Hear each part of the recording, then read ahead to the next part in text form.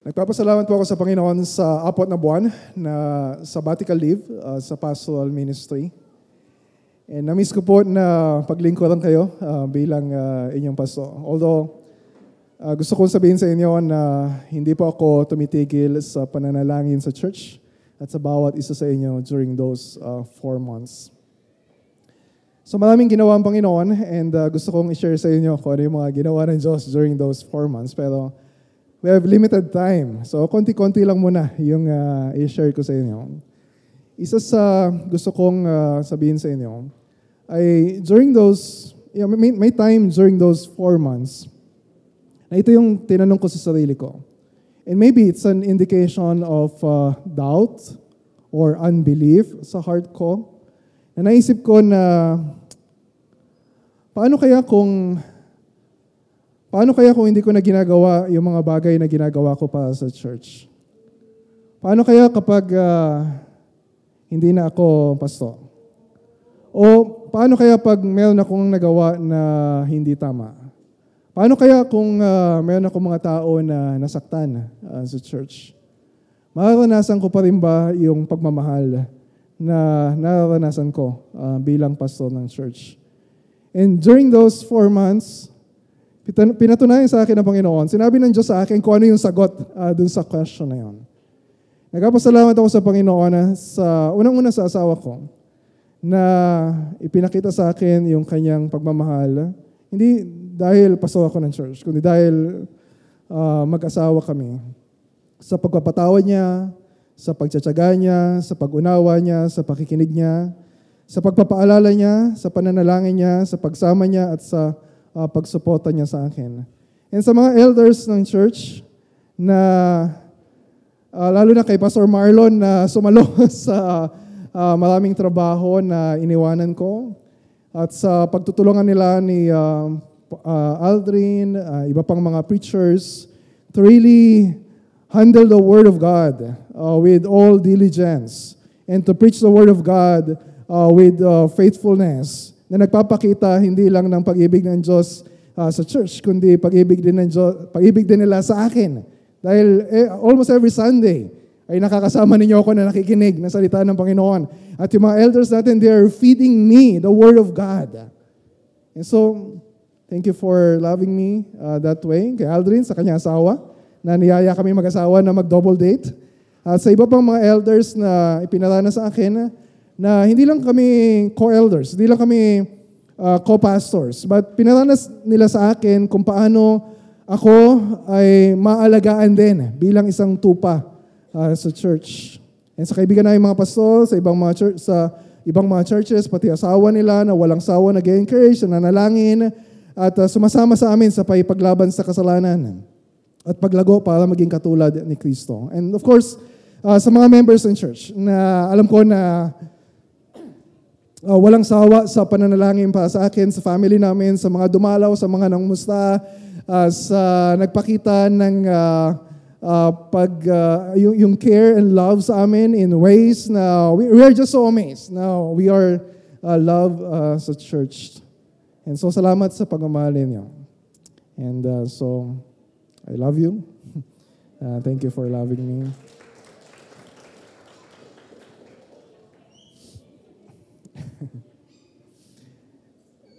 So, yung question ko kanina, pinaalala sa akin ng Panginoon na mayroong mas mahalagang tanong na kailangan natin sagutin.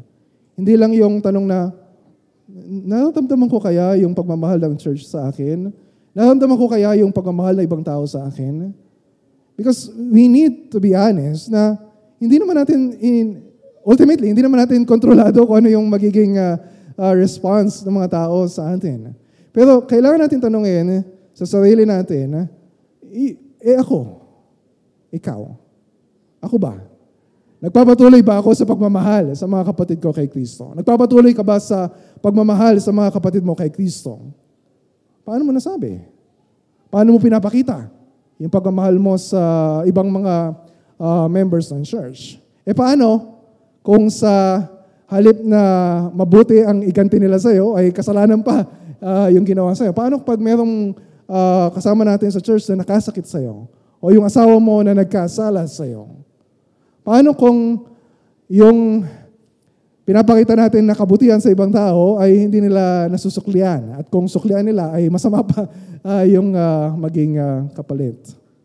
Aminin natin, hindi sa lahat ng panahon ay madali na magmahal. Hindi lang dahil mahirap yung sitwasyon. Hindi lang dahil may mga challenges. Hindi lang dahil sa mga difficult circumstances. Kundi alam natin lalong higit dahil sa meron pang natitira na selfishness sa heart natin. Meron pang natitira na kasalanan sa puso natin. Yes, tayo ay mga Kristiyano na. Nasa atin yung Holy Spirit. Binabago tayo ng Panginoon. Pero alam natin, we're still struggling to love others. Dumating yung time na, Panginoon, gusto kong mahalin yung asawa ko. Panginoon, gusto kong mahalin yung mga kasama ko sa church. Pero parang nauubusan ng hangin. Nauubusan ng laman yung puso ko para ipakita yung pagmamahal. So, kaya kailangan natin palagi marinig yung salita ng Diyos na sumasalamin sa kondisyon ng puso natin, sumisiyasat sa puso natin, nagtatama, nagtutuwid sa puso natin, at nagsasanay sa atin para magpatuloy tayo na magmahal sa mga kasama natin sa church. And like itong binasa natin kanina, 1 John chapter 4, verses 7 to 12, puro love, love, love, love, yung maririnig natin dito. Bakit? Kung alam natin yung sulat ni Apostle John, sa 1 John, ay meron siyang tatlong ebidensya na pinapakita sa mga kapwa niya Kristiyano para gusto niyo malaman kung kayo ay mga totoong Kristiyano. Gusto niyo malaman kung kayo ay totoong born again. Merong tatlong test. Yung unang question na dapat ninyong sagutin, ikaw ba ay kumikilala kay Kristo at tunay na sumasampalataya sa Kanya? Pangalawa, ikaw ba ay nagpapatuloy na sumunod sa mga utos ng Diyos? At pangatlo, ikaw ba ay lumalago sa pagmamahal mo sa mga kapatid mo kay Kristo? So kung babasahin ninyo mula chapter 1 hanggang chapter 5 ng 1 John, dito umiikot doon sa tatlong tema na yon, yung kanyang mga sinasabi. And then dito sa verses 7 to 12 ay yung pangatlo doon sa test na yon. Nagpapatuloy ba tayo sa pagmamahal sa kapatid natin sa Panginoon? 1 John 4, 7 to 12. Beloved, let us love one another. For love is from God. And whoever loves has been born of God and knows God. Anyone who does not love does not know God, because God is love. In this the love of God was made manifest among us, that God sent His only Son into the world so that we might live through Him. In this is love, not that we have loved God, but that He loved us and sent His Son to be the propitiation for our sins. Beloved, if God so loved us, we also ought to love one another. Verse 12, no one has ever seen God. If we love one another, God abides in us, and His love is perfected in us. Obvious yung tema na gustong bigyang diin ni Apostle John dun sa verses na binasa natin. Pag-ibig. More specifically, hindi niya tinatalakay dito yung pag-ibig natin sa Diyos, kundi yung pag-ibig natin sa bawat isa. And 3 beses natin makikita yung sinabi niya na love one another. Yung una sa verse 7 ay bilang isang imbitasyon. Beloved, let us love one another.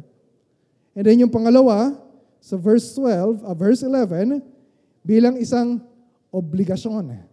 Beloved, we also ought to love one another. And then, sa pangatlo, bilang isang kondisyon. Sa verse 12, if we love one another. So, titingnan natin yung tatlong bahagi na ito ng text natin ngayon. Pero bago yon, gusto ko lang ipaalala na pag pinag-usapan natin yung love dito sa passage na ito ay tumutukoy sa pagmamahal na isang Kristiyano sa kapwa niya Kristiyano. One another. Pagmamahalan sa isa't isa. At yung love na yon, so kailangan magkaroon tayo ng ibang mindset habang nakikinig. Yung love na yon ay hindi yung love na definition ng mundo natin ngayon. Yung mga napapanood natin ng mga love stories, or yung mga nababasa natin ng mga quotations sa social media about love, or yung love na nakagawian natin nung tayo ay lumalaki, o yung love na pinag-uusapan ng mga kabataan kapag sila ay nag-uusap-usap. No, we're talking about distinct Christian love. Ito yung klase ng pagmamahal na imposible sa isang tao na hindi Kristiyano. Ay dito yung pagmamahal na taglay ng isang Kristiyano na magpapakilala sa buong mundo na siya ay tunay na tagasunod ni Kristo. Naalala niyo sinabi ni Christ sa mga disciples niya sa John chapter 13 verse 35? Love one another. By this all people will know that you are my disciples if you have love for one another. So ngayon, isa sa pangunahing paraan para masunod natin yung utos na ito ay hindi naman natin kayang mahalin or ipakita yung pagmamahal natin sa lahat ng Kristiyano sa buong mundo. O lahat ng Kristiyano sa buong Pilipinas. O lahat ng Kristiyano sa buong Bulacan. O kaya sa lahat ng Kristiyano sa buong Baliwag. Diba? Kaya mahalaga yung konteksto ng pagiging isang membro ng local church katulad ng Baliwag Bible Christian Church. So to be more specific, sinasabi dito sa atin Apostle John, sinasabi sa atin ang salita ng Diyos, mga membro ng Baliwag Bible Christian Church, mahalin ninyo ang lahat, ang bawat membro ng Baliwag Bible Christian Church.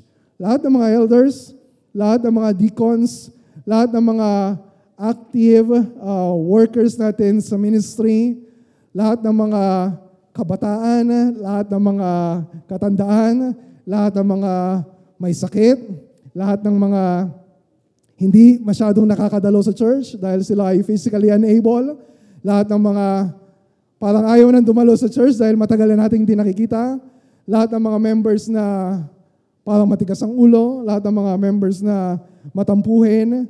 Kapag natingin ako sa inyo, may binanggit ako, hindi ibig sabihin kayo pinatatamaan ko. Nagkataon lang yon.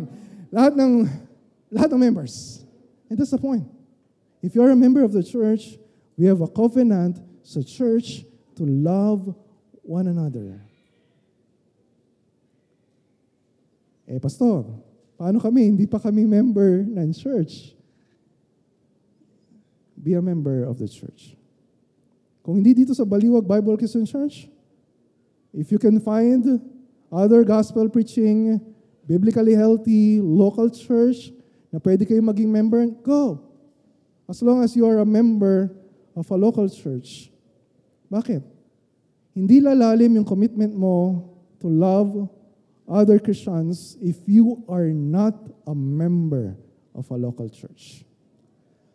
So marami pang ibang practical na paraan kung paano natin masusunod yung utos na mahalin yung mga kasama nating members ng church. Pero, kung titingnan natin yung passage na binasa natin, makita natin na yung main burden ni Apostle John ay hindi ito sa atin kung paano tayo magmamahal. Pinapakita niya sa atin kung bakit mahalaga na magmahalan tayo sa isa't isa. So merong tatlong sagot na matatagpuan sa bawat isang bahagi kung saan makikita natin yung love one another, love one another, love one another dun sa text natin. So if you can follow yung outline natin, meron kayong mga outline dyan sa inyong bulletin. Yung unang dahilan ay kung ano yung kinalaman ng love dun sa ating genuine conversion. Yung paano malalaman kung tayo yung mga tunay na Kristiyano, verses 7 to 8. Yung pangalawa, ano yung connection ng love dun sa mabuting balita ni Kristo?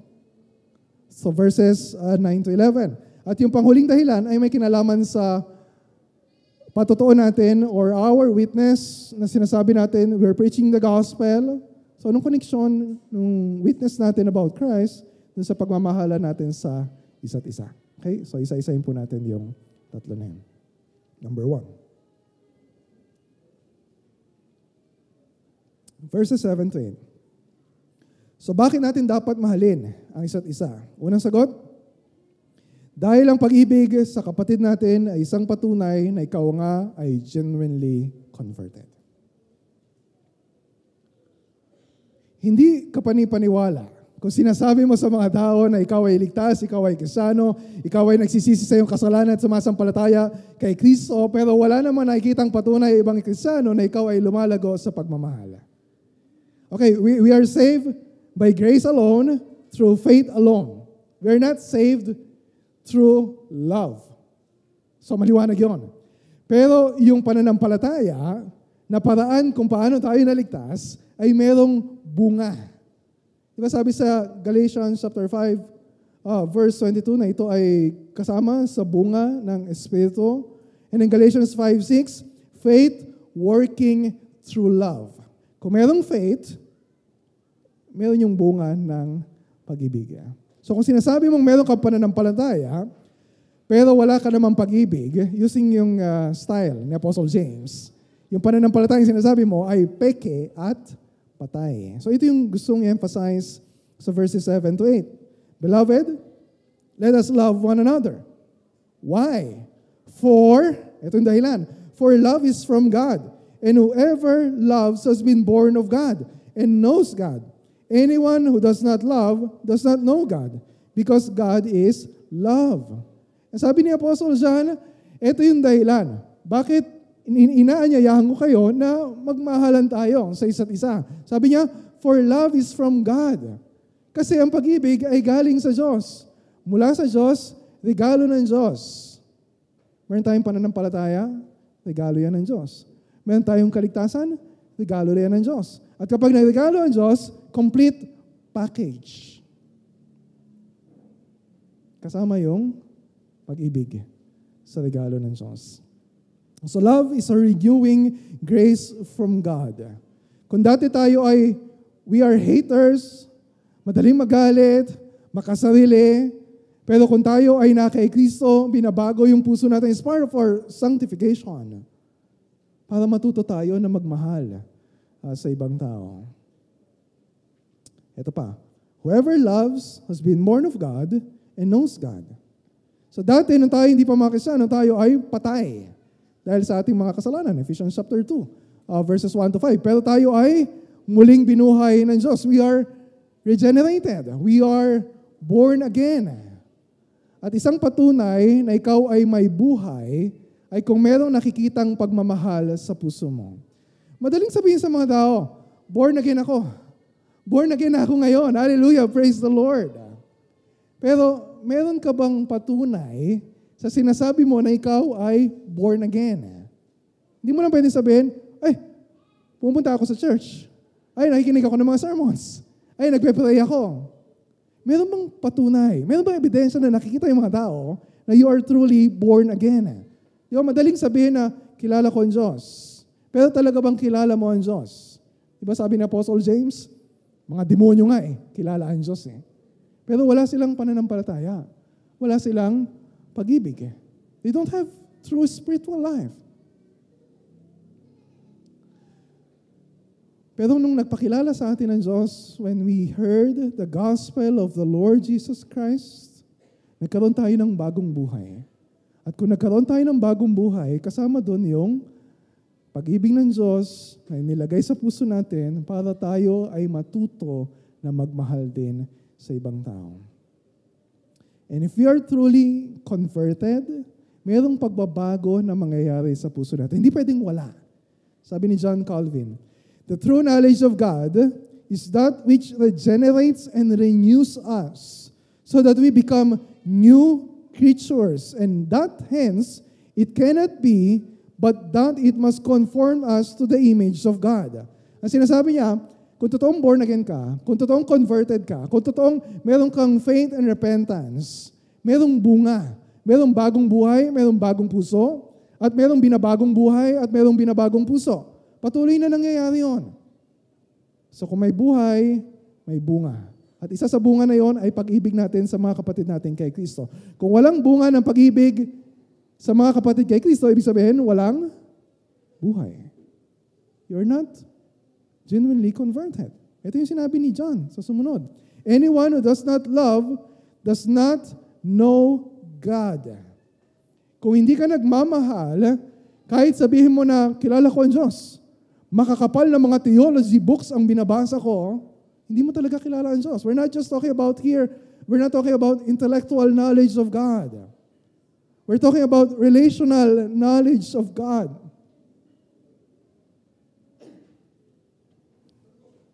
Bakit ganon? Because God is love. Sinasabi mong kilala mo ang Diyos. God is love. Alam mo ba na yon ay totoo tungkol sa Diyos? It's so simple. God is love. Ang Diyos ay pag-ibig. Pero it's so profound. Bakit? Kasi sinasabi sa atin na, hindi lang sa atin sinasabi na ang Diyos ay mapagmahal. Ang Diyos ay nagmamahal. Sinabi dito na ang Diyos mismo ay pag-ibig. Tayo, minsan, may papakita natin yung pagmamahal natin sa asawa natin or sa ibang tao. Pero minsan, hindi. Pero kapag Diyos ang pinag-uusapan natin, is perfectly loving, from everlasting to everlasting, ang pag-ibig ng Diyos, lahat ng ginagawa ng Diyos, likas sa Diyos ang pag-ibig. Hindi siya 50% love, hindi siya 80% love, hindi siya 90% love. Ang buong pagka-Diyos ng Diyos ay pag-ibig. So anong kinalaman nun sa pagmamahal natin sa ibang tao? God is love. So kung kilala natin ang Diyos na God is love, at tayo ay anak ng Diyos, nasabi natin we're born again, like Father, like Son. Merong pagkakatulad. We're not perfectly like God. Hindi natin kayang magmahal ng perfecto na katulad ng Diyos. Pero merong resemblance. Di ba, yung mga anak ko, may nakita naman siguro kayong resemblance na hindi naman perfecto, hindi naman kami magkakamukha sa lahat ng pagkakataon. Pero merong resemblance. Pero kung walang resemblance, kahit kaunti, kahit sabihin mo na I'm a child of God, sino maniniwala? Right? So dito sa verses 7 to 8, nakita natin, ano yung unang dahilan bakit natin dapat mahalin ang isa't isa? Ito ay patunay na tayo ay genuinely converted. So kung nagmamahal ka, merong ebidensya para masabi ng ibang tao, anak ka nga ng Diyos. Okay, again, hindi perfectong pagmamahal ang pinag-uusapan natin dito. Sa Diyos lang natin pwedeng sabihin na God is love. Hindi natin pwedeng sabihin na Derek is love, Jody is love. No. Pero hindi man perfecto, pero nakita natin na totoo at lumalago yung pagmamahal natin sa iba dahil sa biyaya ng Diyos. And bakit mahalaga yun? Mahalaga yun unang-una sa atin. Bakit? Kasi nagkakaroon tayo ng pambihirang assurance. Di ba kapag nakita ng ibang tao, when we apply for membership, tapos sinanggap tayo na member, sinasabi ng church na, meron kami nakikitang ebidensya na you are genuinely converted. Di ba? Ang laking assurance na ibinibigay sa atin na totoo nga ako, totoo nga ako na anak ng Diyos. May nakita tayong bunga. Pero pwede bang magkamali yung church? Doon sa nakita sa atin? Absolutely. Hindi natin alam kung ano yung nasa puso ng isang tao. Hindi natin alam kung yung pinapakita ba niya na kabaitan, pagmamahal sa ibang members ng church, ay nanggagaling talaga sa puso na genuinely converted. Of course, Diyos lang yung nakakaalam noon. We don't have X-ray vision para makita yon sa puso ng bawat isang member ng church. Kaya mahalaga at this point na tanungin ko ang bawat isa sa inyo, if you are a member ng church, tinanggap ka na member ng church, naniniwala yung ibang members ng church na you are genuinely converted. You ask yourself, nagmamahal ka ba talaga? O baka ginagamit mo lang yung iba para makuha yung gusto mo? O baka nagpapanggap ka lang? Nakikita mo ba na mayroong ebidensya sa puso mo na nababawasan yung selfishness and you're growing in serving others in love? At kung naging member ka na, para sa mga mag-apply for membership, huwag sandali lang. Naging member ka, huwag ilang buwan lang o ilang taon lang. Stay for a while. Stay for 5 years. stay for 10 years, stay for 20 years, at kung dito ka na mamatay at lolobi ng Panginoon, stay. Bakit? Kasi habang tumatagal ka, doon mo mas nakikita yung hirap na makasalanan din pala yung mga tao dito sa church. Lumalabas yung mga ugali na parang hindi ko kayang pagtiisan yung mga tao na ito. Pero, tingnan ninyo, it's also a blessing from God. Kapag may mga members na nahirapan ka na mahalin, tapos nakita mo na, nandito pa rin ako sa church. Hindi pa ako lumilipat na ibang church. Napapakisamahan ko pa rin siya. Naipagpe-pray ko pa rin siya. Bibigyan ko pa rin siya ng ulam. I'm growing in love. And ginagamit yun ng Diyos to give you an assurance, you are a child of God.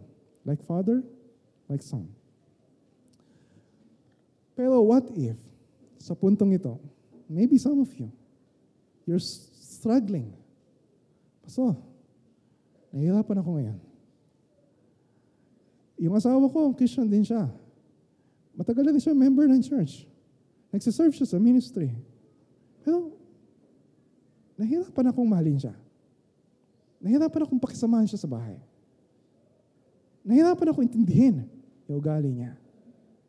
At pag punta ko sa church, may nakikita ako doon na may atraso sa akin. Tagal-tagal na ng utang niya. Hindi pa rin binabayaran hanggang ngayon. Ang hirap. So pakinggan niyo yung pangalawang dahilan na sinabi ng Apostle John, verses 9 to 11. So ano daw yung una? Bakit natin dapat mahalin yung bawat isa? Dahil ito ay patunay na tayo ay genuinely converted. Pangalawa, makita natin sa verses 9 to 11, dahil kung minamahal natin yung bawat isa, yung pagmamahal natin sa bawat isa ay bunga ng pag-ibig ng Diyos sa atin sa pamamagitan ng ginawa ni Kristo. And that's the gospel of the Lord Jesus Christ. So sa unang bahagi, pinag-usapan na natin na yung pag-ibig hindi lang mula sa Diyos. Ang Diyos mismo ay pag-ibig. Hindi pa tayo nililikha ng Diyos, God is love na. Hindi pa niya pinapadala si Kristo para mamatay sa krus para sa atin, God is love na. From all eternity, God is love. Wala pa tayo. Wala pang tao na mamahalin niya. Wala pang makasalanan na mamahalin niya. Ang Diyos ay mapagmahal na. That's why merong Trinity. God the Father, God the Son, God the Holy Spirit. Ang Ama, minamahal ang Anak. Ang Anak, minamahal ang Ama. Ang Ama at Anak, minamahal ang Espiritu from all eternity. At wala pa tayo sa mundo, may plano na ang Diyos kung paano ipapakita yung pagmamahal sa atin. Diba? In time, He sent Jesus Christ for us. So nakita natin sa verse 7, yung invitasyon na, Beloved, let us love one another. And then pagpunta natin dito sa section from verse 9 hanggang verse 11, kung titingin yung last verse dun sa section na yun, verse 11, Beloved, pareho nung verse 7, right? Beloved, beloved. Pinapaalala na sa kanila, kayo ay minahal na ng Diyos. Kayo ay patuloy na minamahal ng Diyos. So, mas nagiging forceful yung invitation sa verse 7 at naging obligasyon para sa atin. Obligado tayo na mahalin yung bawat isa. Bakit? Beloved, if God so loves us, we also ought to love one another. Bakit dapat daw tayo magmahalan? At yung pagmamahal natin sa bawat isa ay hindi conditional. Hindi nakadepende sa kondisyon na kapag madaling pakisamahan yung kasama mo sa church, mahalin mo sila. Kapag malaki silang magbigay ng offering, mahalin mo sila. Kapag mabait sila sa iyo, mahalin mo sila. No, walang kondisyon na nakalagay dito. No excuses. Hindi natin pwedeng takasan because this is an obligation.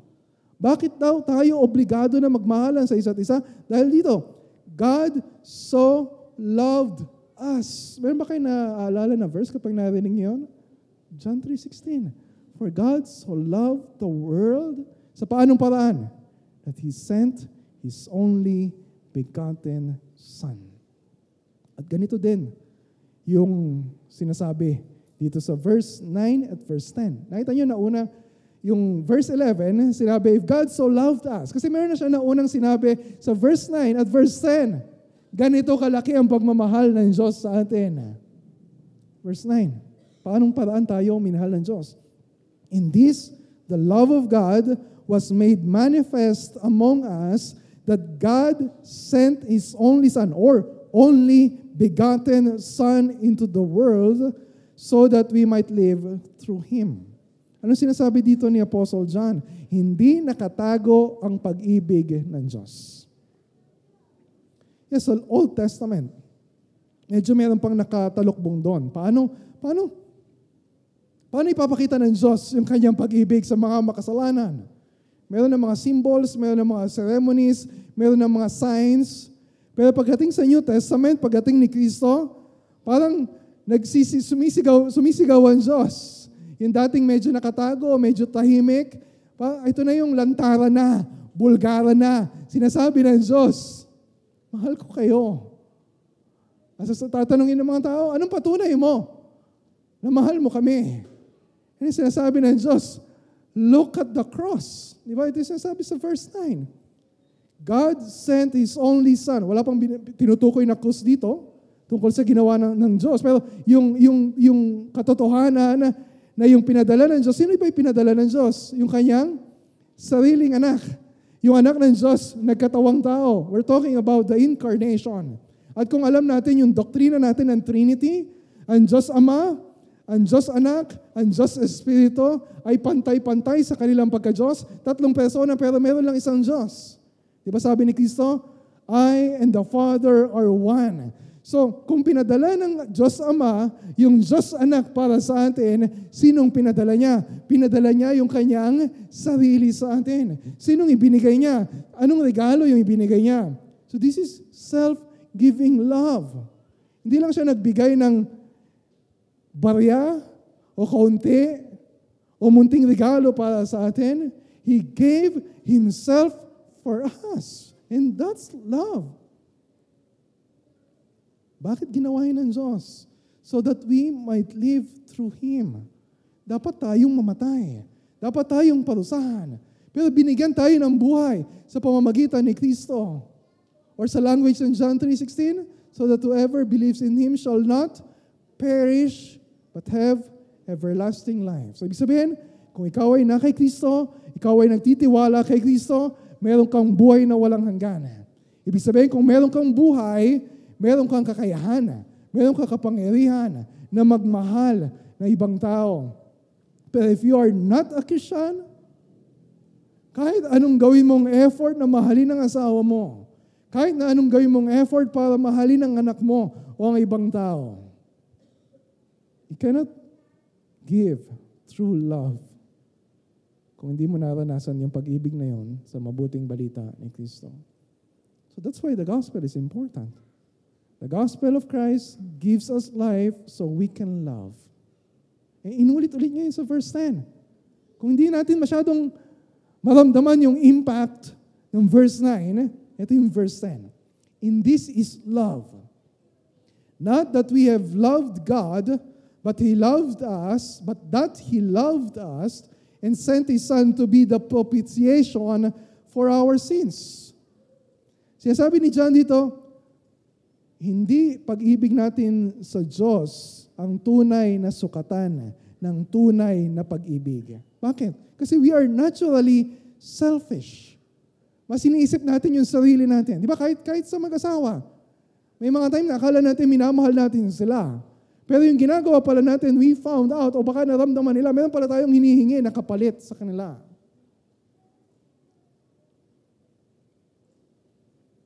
Mas inisip natin yung sarili nating interes sa halip na yung kapakanan ng iba. Dahil makasarili tayo, dahil makasalanan tayo, kahit sa pagmamahal natin, nagiging makasarili pa rin tayo at ginagamit pa rin natin yung iba to manipulate them, to do good, to be kind to us. We deserve the wrath of God. Galit ng Diyos yung nararapat sa atin. Oh, teka lang, di ba kanina lang sinabi natin God is love. All of God is love. Sasabihin na iba, hindi pwedeng maggalit ang Diyos. Hindi pwedeng yung pot ng Diyos. Pero we need to understand, yung pag-ibig ng Diyos ay hindi contradiction sa poot ng Diyos. Because God is love, He loves Himself, He loves His glory, He loves His holiness more than anything. Hindi pwede na hindi magkaroon ng galit, poot ang Diyos sa kasalanan at sa mga makasalanan. But the good news of the gospel, hindi poot ng Diyos yung naranasan natin. If we are in Christ, pag-ibig ng Diyos yung naranasan natin. Nung ipadala niya si Kristo. Hindi lang niya ipinadala si Kristo sa incarnation. It's not just about Christmas. Hindi lang siya naging tao. Hindi lang siya namuhay, nakasama ng mga tao na ipinakita yung pagmamahal sa kanila. Pinakain sila, pinagaling yung may sakit, pinakinggan yung mga may problema. Yung pinaka-tugantog ng pagmamahal ng Diyos na ipinakita sa atin ay nung inalay ni Kristo yung kanyang sariling buhay sa krus. Anong sabi dito? He loved us and sent His Son to be the propitiation for our sins. Ano yung propitiation? Kaya mahalagang mag-aral ng theology. Kaya we're inviting you to learn theology sa mga equipping classes natin. Kaya we are teaching theology. Maging sa mga messages natin sa Sunday sermons. Bakit? If you don't know your theology, you cannot love very well. Ano ibig sabihin ng propitiation? Na nung si Kristo ay ipinako sa krus, inako niya yung bagsik ng galit ng Diyos na dapat ay para sa atin. Para ano? So that we can experience the love of God. Yan ang laki ng pag-ibig ng Diyos sa atin. And that's the gospel of Christ. Hindi ka karapat-dapat mahalin ng Diyos. Karapat-dapat kang itapon sa apoy ng impyerno for all eternity. Pero ipinaranas sa iyo ng Diyos, ipaparanas sa iyo ng Diyos yung kanyang pagmamahal for all eternity. Here is love, vast as the ocean, loving kindness as the flood. At kung ganito tayo minahal ng Diyos, kung naintindihan natin, kung inaalala natin yung pagmamahal ng Diyos, maintindihan natin bakit sinabi ni Apostle John na tayo ay obligado na mahalin yung mga kapatid natin kay Kristo kahit na sila ay hindi karapat-dapat, kahit na meron silang kasalanan na ginawa laban sa atin. Sabi ni John Stott, yung katotohanan na ibinigay ng Diyos yung kanyang anak sa atin, hindi lang nagbibigay ng assurance na tayo ay mahal ng Diyos. Nagbibigay ito sa atin, naglalatag ito sa atin ng isang obligasyon. Bakit?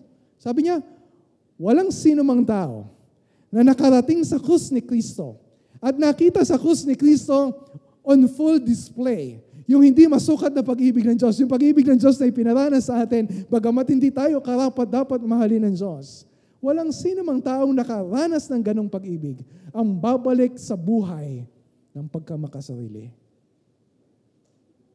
So kung nahihirapan kang magmahal, always remember the gospel. Alalahanin mo kung paano ka minahal ng Diyos. Sabi ni John Calvin, mula lamang sa kabutihan ng Diyos na parang sa isang bukal, na si Kristo ay dumating sa atin kasama ang lahat ng pagpapalang mula sa Kanya. At gaya ng kinakailangang malaman tayo ay may kaligtasan kay Kristo. Sapagkat malaya tayong minahal ng ating Ama sa langit. Kaya kapag hinahanap natin ang tunay at lubos na katiyakan ng pagmamahal ng Diyos sa atin, hindi tayo dapat tumingin sa iba. Hindi tayo dapat tumingin sa iba pa maliban kay Kristo. Nagdududa ka, may nagmamahal ba sa akin? Tumingin ka kay Kristo. Nahihirapan ka, Lord, hirap na ako mahalin yung tao na ito. Tumingin ka kay Kristo. Ang hirap sa atin, we keep remembering the wrongs. Yung mga pagkakamali na ginawa sa atin ng asawa natin, ginawa sa atin ng kamag-anak natin, ginawa sa atin ng mga kasama natin sa church. Anong solusyon? Remember the gospel. Remember the love of Christ. So maintindihan ninyo, bakit we keep talking and talking and talking about the gospel? We thank the Lord. Na meron tayong mga elders. Every time na magpipreach sila, paalalahanan tayo, ito yung gospel. Ito yung good news. That's why we sing the gospel over and over again. That's why we love the gospel sa church. That's why we share the gospel sa mga unbelievers. Pero, paano kung bukang bibigyan natin yung gospel? Pero ang nakikita naman na ibang tao sa atin ay hindi mabuti. Paano kung hindi nila nakikita yung pagmamahal na sinasabi ng Diyos na gawin natin sa bawat isa? Ano yung magiging impact nun dun sa evangelism natin? Ay, ito yung pangatlo na dahilan na binanggit ni Apostle John. Verse 12. No one has ever seen God. If we love one another, God abides in us and His love is perfected in us. So nakita na natin yung love one another, imbitasyon sa verse 7. So verse 11 ay isang obligasyon. So dito sa verse 12 ay isang kondisyon. Na sinasabi niya, kung totoo yung kondisyon na to, kung ganito yung kondisyon ng church natin na tayo nagmamahalan sa isa't isa, ano magiging resulta? Ano magiging epekto? Ito daw ang mangyayari, sabi ni John. Pero bago niya sabihin kung ano mangyayari, meron muna siyang sinabi na isang very obvious na katotohanan. Ano sabi niya? No one has ever seen God. Okay. Ang Diyos ay Espiritu. Ang Diyos ay invisible. Meron ba sa inyo nakakita na sa Diyos? Di ba sabi sa Old Testament, kung sino man ang makakakita sa Diyos, yung lubos na pagka-Diyos ng Diyos, siya ay mamamatay. Pero in a sense, nakita natin ang Diyos nung naparito ang Panginoong Jesucristo. Hindi namatay yung mga tao dahil yung pagka-Diyos niya ay medyo natatakpan ng pagkatao ng Panginoong Jesucristo. And when we heard the gospel, nabuksan yung mata natin, nakita natin yung kaningningan ng kagandahan ng Panginoong Jesucristo. At kung sino man nakakita kay Kristo in the gospel, ay nakita na natin ang Diyos. So in a sense, nakita na natin ang Diyos. Pero, merong isang pambihirang katotohanan ang sinasabi dito ni Apostle John. Pasinin niyo yung logic ng sinasabi niya. Sabi niya, wala pang nakakita sa Diyos. But if we love one another, ano sabi niya? God abides in us. God dwells within us. Naninirahan ng Diyos. Nandito ang presensya ng Diyos sa atin.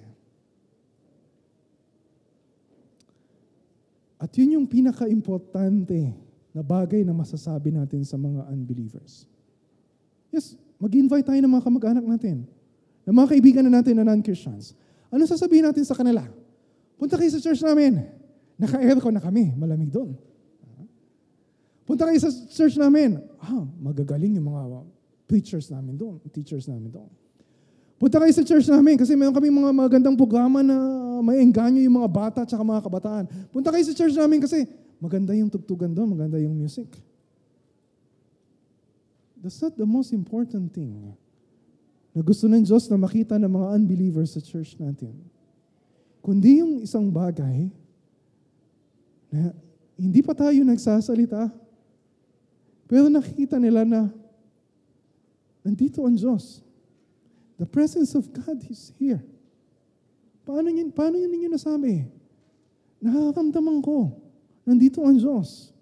Kasi nakikita ko, hindi naman magkakaano-ano yung mga tao dito. Yung iba magkamag-anak, magkapamilya. Pero yung iba, hindi naman magkaano-ano. Pero look at how they love one another. Kung paano nila tulungan yung mga ospital. Kung paano sila magmalasakit sa mga kapatid nila na dumadaan sa matitinding mga problema. We don't just preach the gospel. We adorn the gospel. Pinapaganda o pinapakita sa mga tao na maganda talaga yung mabuting balita ni Kristo when we love one another. So ito pa yung isang mangyayari kung nagmamahalan tayo. His love, sabi pa sa verse 12, His love is perfected in us. Perfect ba yung love ni God? Yes. So hindi ibig sabihin na kapag nagmamahalan tayo sa isa't isa ay tinutulungan natin ng Diyos na maging perfecto yung kanyang pagmamahal. Hindi yun ang ibig sabihin. Ang ibig sabihin, nalulubos yung layunin ng Diyos sa pagliligtas sa atin. At anong layunin ng Diyos para sa atin? Hindi lang para makatakas tayo sa impyerno at madala tayo sa langit. Kundi to recreate a people for Himself na nagmamahalan. May pagmamahal sa Diyos at may pagmamahal sa bawat isa. So ibig sabihin, when we really preach the gospel, kapag sinasabi natin na mahal tayo ng Diyos, mahal ka ng Diyos, we're not just talking about theology. Ang goal ng theology ay application. We're not just talking about the doctrine of the gospel. Ang goal ng bakit natin dapat lagi naririnig yung gospel ay para magkaroon ng transformation sa kultura ng church. We're not just stalkers. We're not just loving each other in words, but also in deeds. Hindi lang tayo magaling magsalita, kundi yung mga sinasabi natin ay nababack upan natin or napatutunayan natin ng pag-ibig sa bawat isa.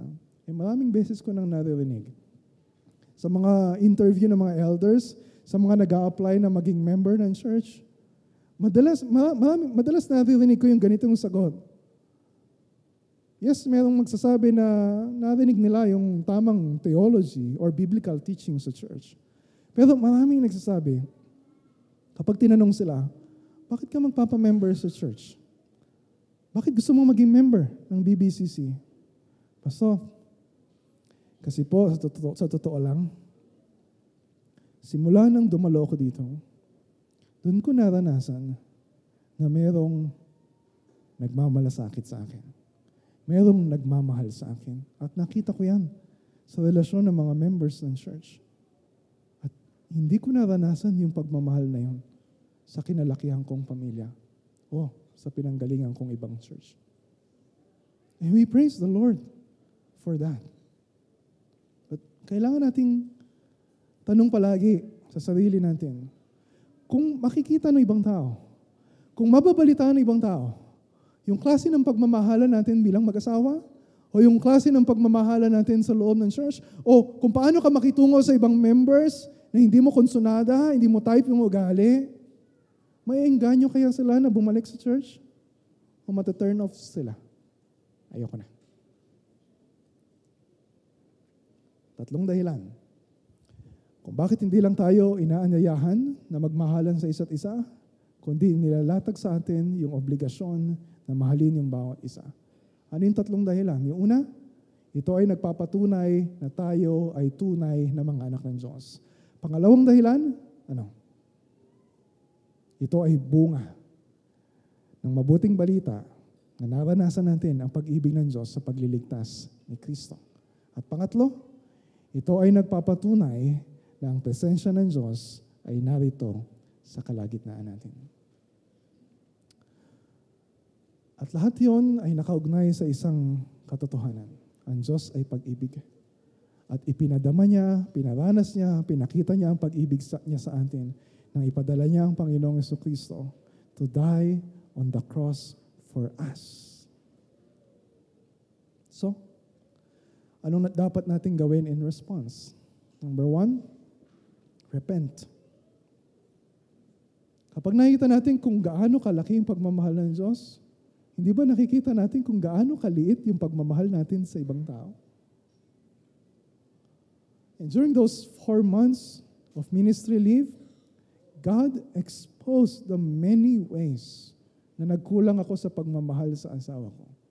Na nagkulang ako sa pagmamahal sa church. And the Word of God is inviting all of us. Lumapit tayo sa Diyos. Humingi tayo ng tawad. Aminin natin. Yung mga panahon na we are being selfish. Yung mga panahon na hindi natin pinapakita yung pag-ibig natin sa church. Now, we are just here for comfort and convenience. Pero kapag meron ng kailangan gawin, meron ng kailangan sakripisyong gawin, umaatras na tayo. Let's ask the Lord for forgiveness. Pangalawa, remember, alalahanin mo palagi kung gaano kalaki ang pag-ibig ng Diyos sa iyo. Minahal ka ng Diyos kahit hindi ka karapat-dapat.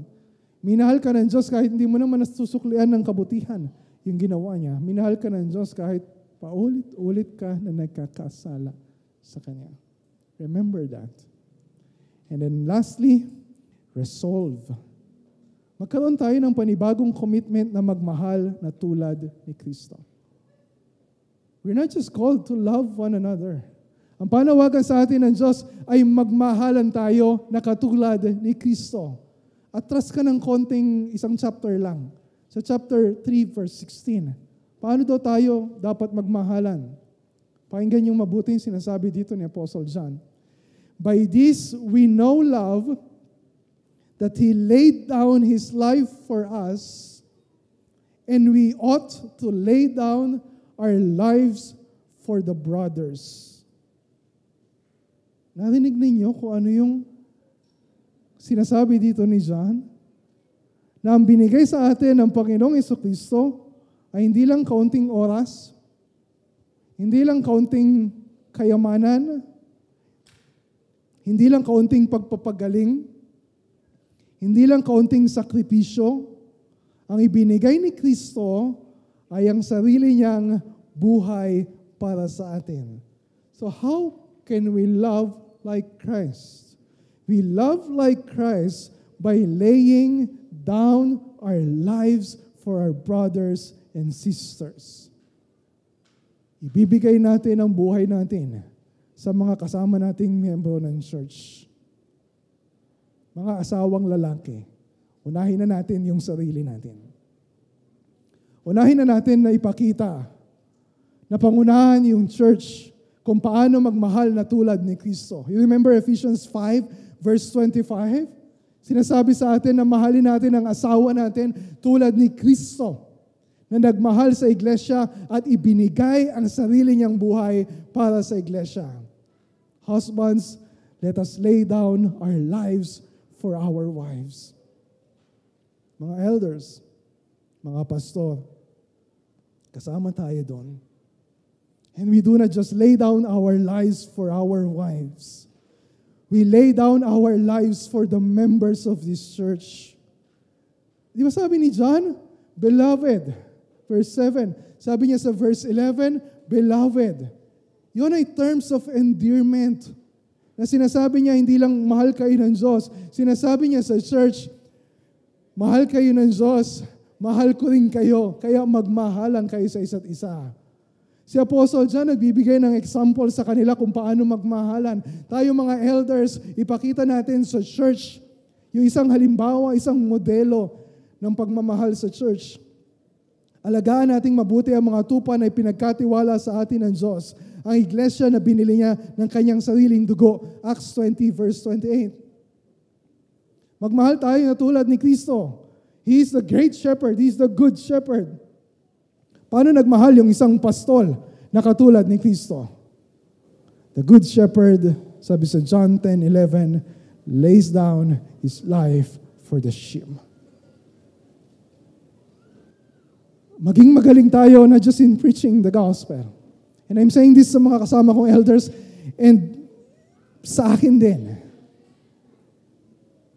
An increased commitment, a deeper resolution na hindi lang galingan na mag-preach ng gospel, kundi tulad yung sinasabi ni Apostle Paul sa 1 Thessalonians 2:8, not just to preach the gospel sa church, kundi ibigay ang sarili naming buhay para sa church. At para sa bawat isa sa atin. Kung ito yung halimbawa na nakita ninyo kay Kristo, halimbawa na nakita ninyo sa mga elders, mga pastor ng church, let us lay down our lives for one another. Ibigay natin yung buhay natin para sa bawat isa. And begin asking yourself, paano mo magagawa yun? How can you do that? Mahalin natin ang bawat isa. Ialay natin yung buhay natin para sa bawat isa. Para sa sarili nating kapakanan. Para sa kapakanan ng mga hindi pa mga mananampalataya. Para sa kapakanan ng church. At higit sa lahat, para sa karangalan ng pangalan ng Diyos. Let me pray for you. I'll pray for you.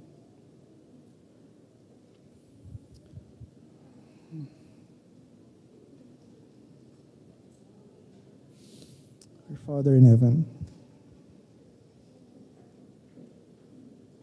thank you for the good news of the gospel. Thank you for your word. Dalahin ko, O Diyos, na ang mga salitang ito ay patuloy na bumago sa amin. Tulungan mo kami, Panginoon, na mahalin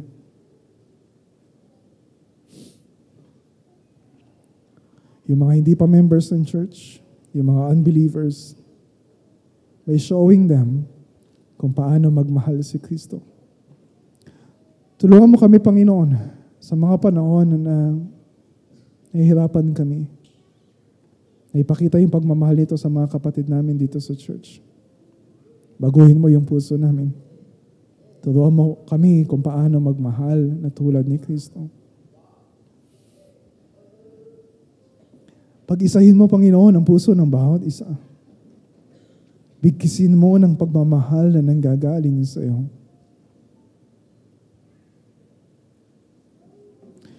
Turuan mo kami, Panginoon, kung paano magmahal na tulad ni Kristo. Inamin po namin, Panginoon, it's not easy for us to lay down our lives para sa asawa namin, para sa mga kasama namin sa church. Pero dahil ito yung sinabi mo na dapat namin gawin,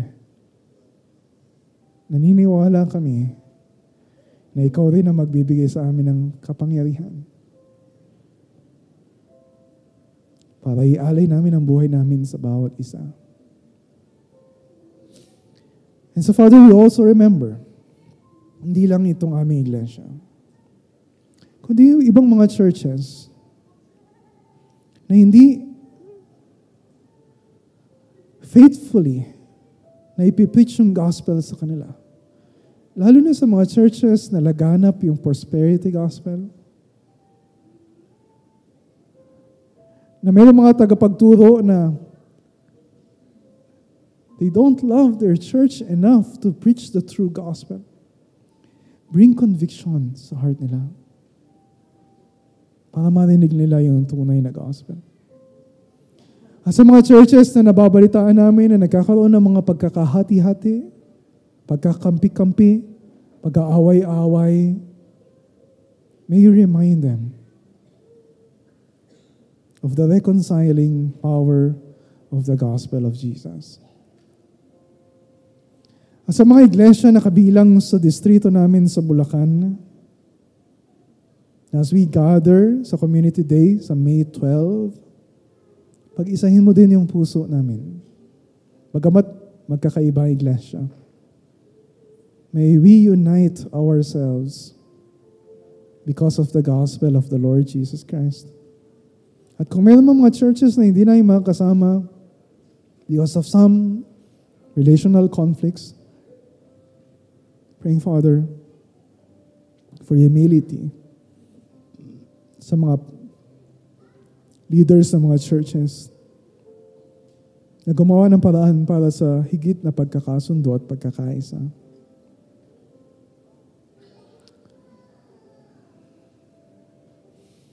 Turuan mo kami, Panginoon, kung paano isabuhay ang mga mensahe na narinig po namin. And how to make the gospel really look good sa paningin ng mundo na nagmamatsyag, nakamasid, kung kami ba ay nagmamahalan sa isa't isa. May your name alone be glorified in this church and in your church worldwide as we love one another. This is our prayer. In Jesus' name, amen.